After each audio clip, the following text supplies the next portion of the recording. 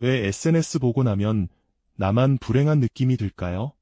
딱히 나쁜 일이 있었던 것도 아닌데, 누가 뭐라고 한 것도 아닌데, 그냥 피드 몇 번 넘겼을 뿐인데, 괜히 마음이 싱숭생숭하고 내 삶이 왠지 모르게 초라하게 느껴지는 그 기분.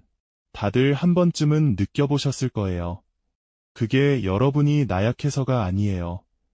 어쩌면 그 알 수 없는 불행감의 근원이 인간의 오랜 본능과 SNS의 아주 교묘한 설계 때문이라면 믿으시겠어요? 오늘은 SNS 끊으세요. 같은 뻔한 얘기는 하지 않을 겁니다. 우리가 왜 이 디지털 세상에서 쉽사리 벗어나지 못하는지, 그 안에서 끊임없이 불행을 느끼게 되는지, 그 이면에 숨겨진 심리학적 메커니즘을 제대로 파헤쳐 볼 거예요. 오늘 이 이야기가 여러분의 삶의 근본적인 이해와 함께 새로운 해법의 실마리를 제공해 드릴 수 있을 거라 생각합니다. SNS는 겉으로 보기엔 사람들을 연결하고 소통을 촉진하는 도구처럼 보입니다. 하지만 그 이면에는 인간이 가진 아주 원초적인 사회적 비교 본능을 자극하는 강력한 장치가 숨겨져 있어요. 사실 비교라는 건 원래 나쁜 게 아니에요.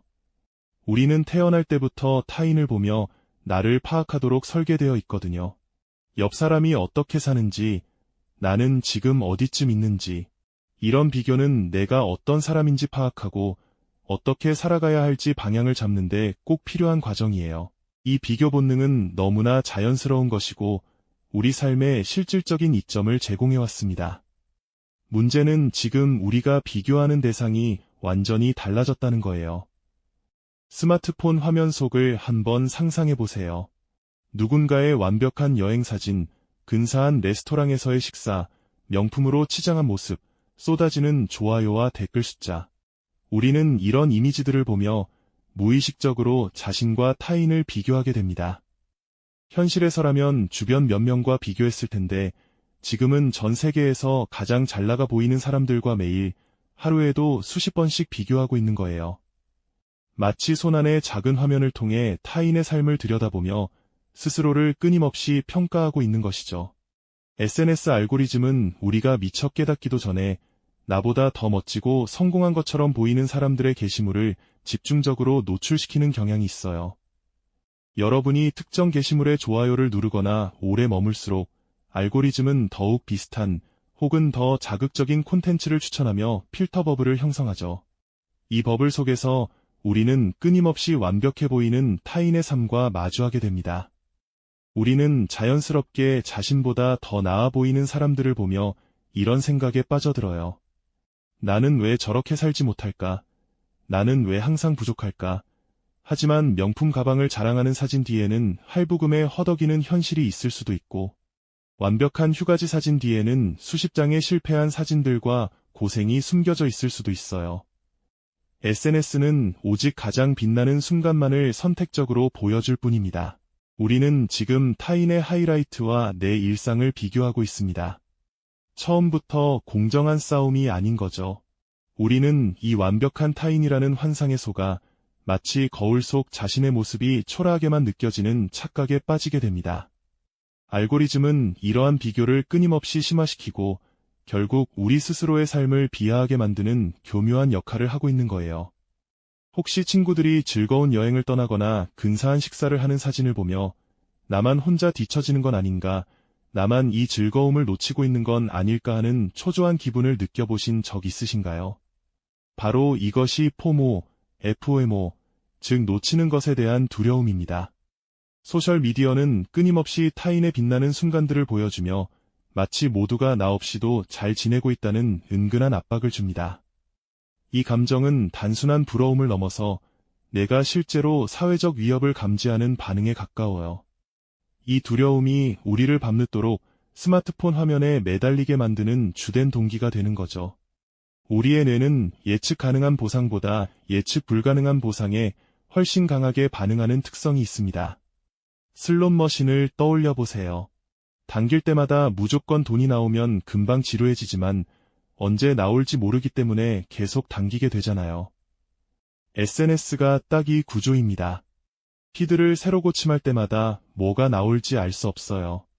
재밌는 콘텐츠가 나올 수도 있고, 친구 소식이 올라왔을 수도 있고, 내 게시물에 좋아요가 달렸을 수도 있고, 이 불확실성이 뇌의 도파민 시스템을 강하게 자극합니다.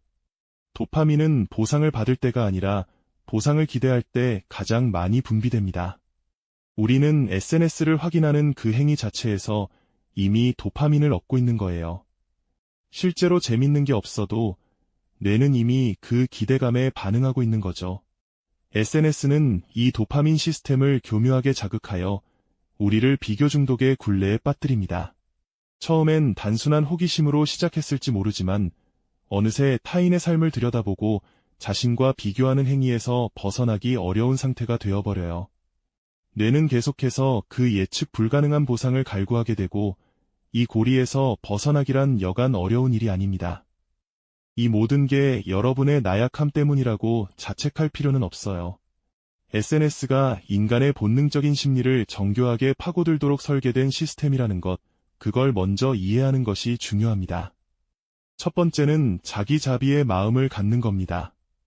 완벽해 보이는 타인의 모습에 자신을 비난하기보다 있는 그대로의 나를 따뜻하게 이해하고 받아들이는 연습이 필요해요.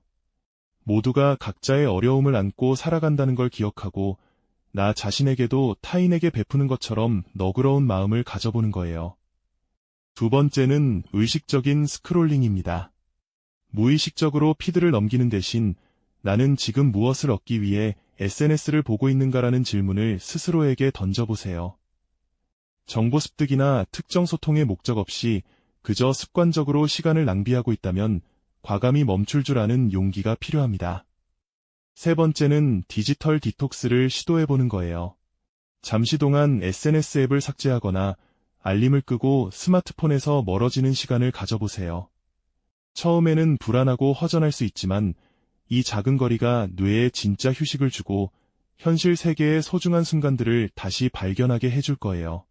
친구들과 직접 만나 눈을 맞추고 대화하거나 자연 속에서 산책하며 고요함을 즐기거나 오랫동안 미뤄왔던 취미 활동에 몰두하는 것도 좋은 방법이에요. 그리고 가장 근본적인 건 타인의 삶이 아닌 나의 성장에 집중하는 마인드셋 전환입니다. SNS 속 환상적인 이미지에 자신을 맞추려 애쓰기보다는 나만의 속도로 나만의 길을 걸어가며 어제보다 더 나은 내가 되는 것에 가치를 두는 거예요. 매일 작은 목표를 세우고 성취하며 그 과정에서 얻는 만족감에 집중하다 보면 타인의 하이라이트가 아닌 나의 일상에서 의미를 찾는 힘이 자연스럽게 생깁니다. 결국 SNS는 현대인의 삶에 깊숙이 침투한 도구이자 양날의 검과 같습니다. 우리가 느끼는 불행감은 단순히 개인의 나약함 때문이 아니에요.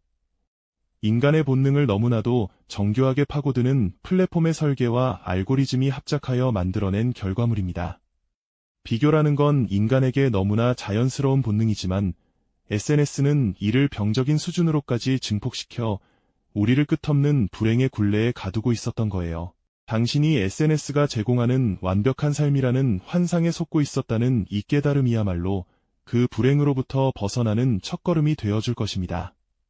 당신의 뇌와 심리를 교묘하게 자극하는 이 시스템의 정체를 인지하는 순간 당신은 이미 주체적인 삶을 향한 문을 열고 있는 거예요. SNS가 우리 삶의 필수적인 부분이 된 이 시대에 그 이면에 숨겨진 심리적 함정을 이해하는 것은 단순히 지식을 얻는 것을 넘어선 생존 전략과도 같습니다. 우리는 이제 더 이상 알고리즘의 노예가 아닌 주체적인 삶의 주인이 될 수 있는 지혜를 갖게 되었어요. 결국 SNS는 단순한 도구가 아닙니다. 우리의 감정과 삶을 움직이는 구조입니다. 우리는 지금 타인의 하이라이트와 나의 일상을 비교하고 있었습니다. 처음부터 공정한 게임이 아니었던 겁니다. 당신의 손에 들린 스마트폰, 그건 연결의 도구일까요? 아니면 불행의 장치일까요? 당신이 불행했던 이유는 당신 때문이 아닙니다. 당신은 지금까지 설계된 비교 속에 있었던 겁니다. 그리고 그걸 지금 처음으로 알아챈 겁니다.